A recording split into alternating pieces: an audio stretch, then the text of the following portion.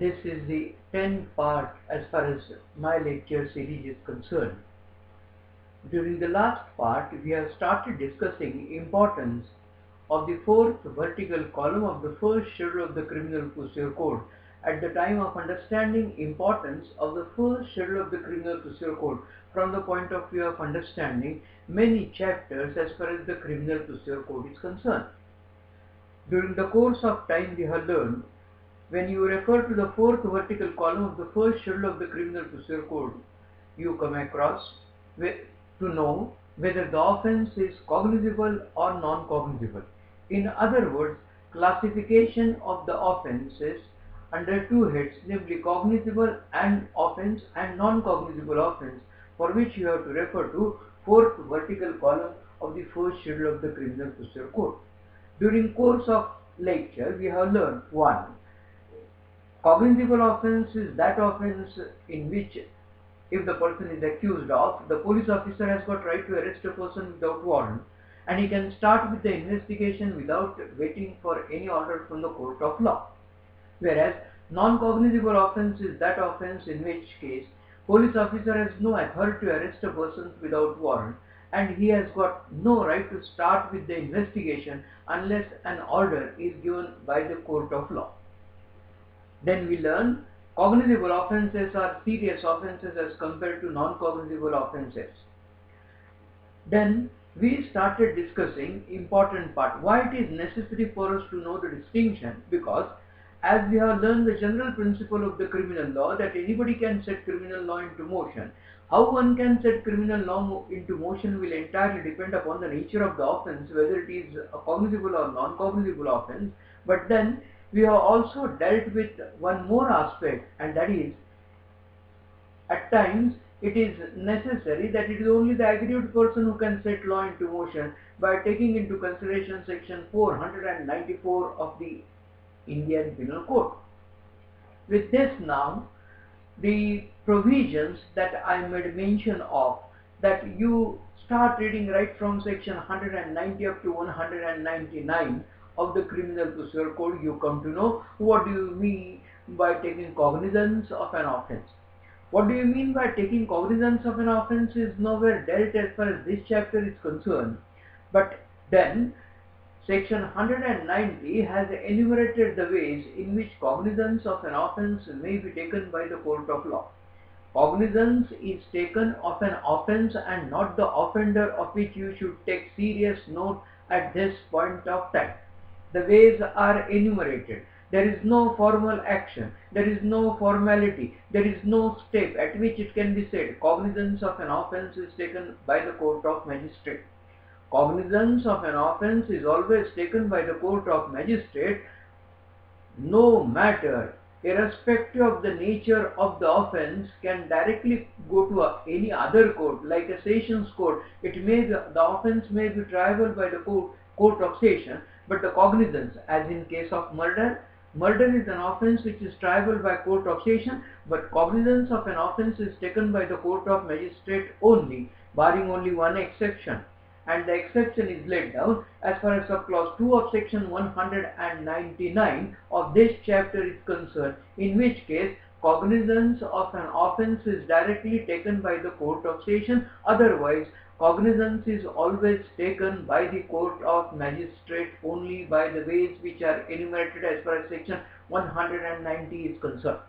What do you mean by taking cognizance? By taking cognizance, we mean magistrate will determine, magistrate will decide, magistrate will take judicial notice, magistrate will make up his mind to proceed further as per the provisions of the Indian Penal Code as far as that offence is concerned, is what is meant by taking cognizance of an offence. Here we are not discussing details regarding the chapter, but the point that I am trying to tell you is that if you read this chapter and start reading right from section 195 to 199 of this chapter, you will come to know the statutory restrictions with respect to the right of the magistrate to take cognizance of an offence is what is enumerated as far as these sections are concerned. Generally, when we talk about taking cognizance of an offence, anybody may refer to only these sections, namely right from section 190 up to 199. But this is the time for me to tell you, as this new criminal procedure code with which we are dealing as far as 1973 is concerned, a chapter was introduced to this criminal procedure code, and right from section 467 up to 473 of the criminal procedure code. And what is the heading of the chapter? Limitation for taking cognizance of an offense.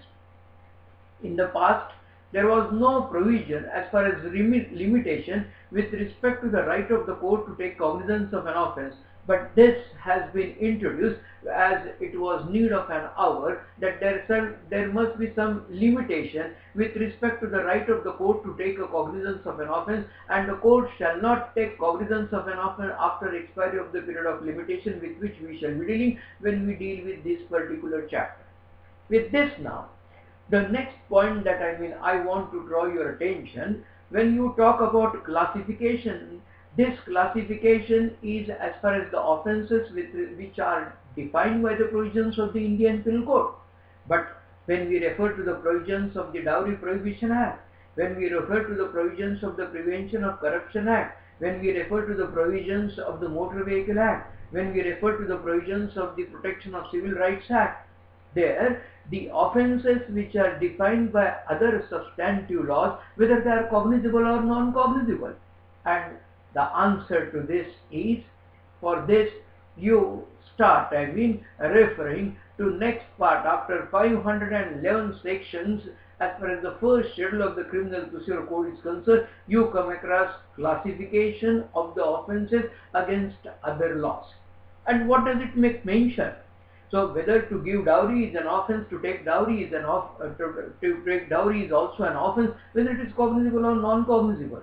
It is made very clear by this part of the first schedule of the Criminal Procedure Code that if there is express provision in the statute as per which the offense has been defined, then you go by that statute to know whether the offense is cognizable or non-cognizable.